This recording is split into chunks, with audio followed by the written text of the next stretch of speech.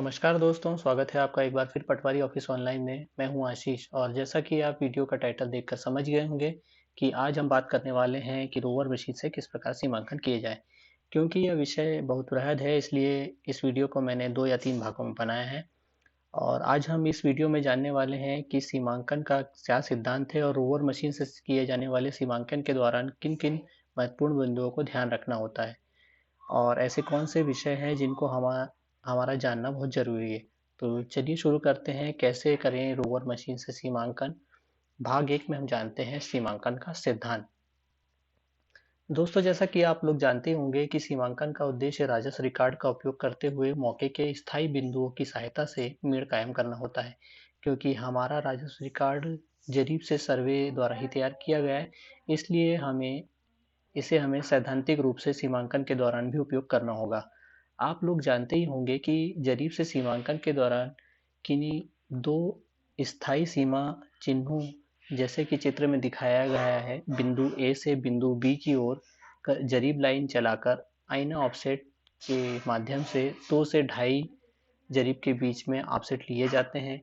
और इसके अतिरिक्त भी यदि कोई बिंदु प्राप्त करना होता है तो उसके लिए पेटा चांदा का निर्माण किया जाता है। जैसा कि चित्र में दिखाया गया है, तो यह तो थी जरीब से सीमांकन का सिद्धांत। जीएनएसएस यानी ग्लोबल नेविगेशन सैटेलाइट सिस्टम से तात्पर्य एक नेविगेशन सिस्टम से है जो पृथ्वी की परिक्रमा करने वाले उपग्रह के नेटवर्क का उपयोग करके पृथ्वी की सतह पर स्थित किसी भी बिंदु की स्थिति को निर्धारित करने में मदद करता है।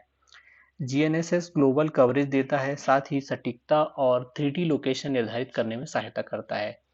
यहाँ जानना आवश्यक है कि जीपीएस और जीएनएसएस में अंतर है। जैसे आप लोग जानते होंगे कि जीपीएस ग्लोबल पोजिशनिंग सिस्टम कहलाता है, जो कि अमेरिका में मूल रूप से उपयोग किया जाता है।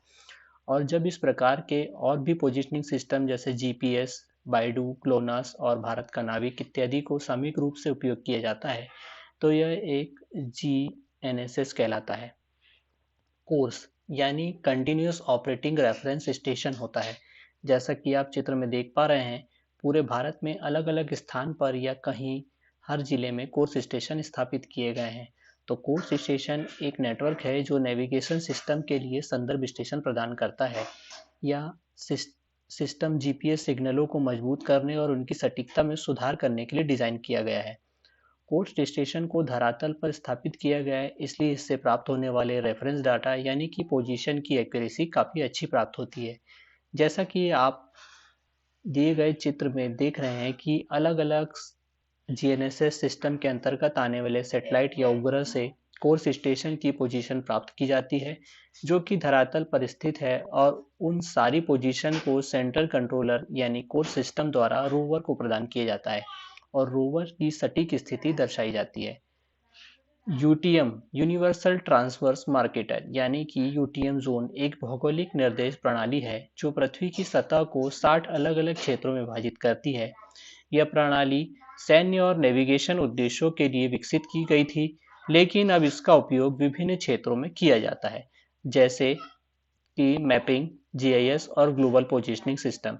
क्योंकि सीमांकन के दौरान हमारे द्वारा यूटीएम का भी उपयोग किया जाएगा, इसलिए आपको मैंने ये जानकारी दी है।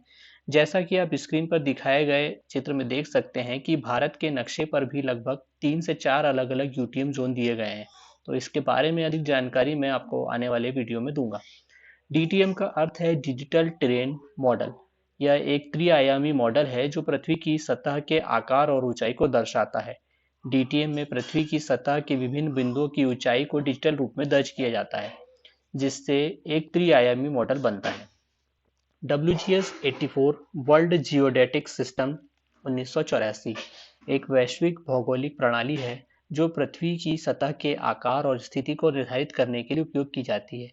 यह प्रणाली 1984 में विकसित की गई थी और तब से यह वैश्विक स्तर पर मानक प्रणाली है। इसे हम डेटम के रूप में भी जानते हैं। तो यह कुछ बिंदु थे जो कि हम रोवर से सीमांकन के दौरान आने वाले वीडियो में भी उपयोग करेंगे, जो कि आपको बताना आवश्यक था। आशा करता हूँ आपको वीडियो पसंद आया होगा। आपके और कुछ भी क्वेरी हो, प्रश्न हो, तो उसके लिए कमेंट करें, वीडियो को लाइक करें, शेयर करें और सब्सक्राइब करें। धन्यवाद दोस्तों।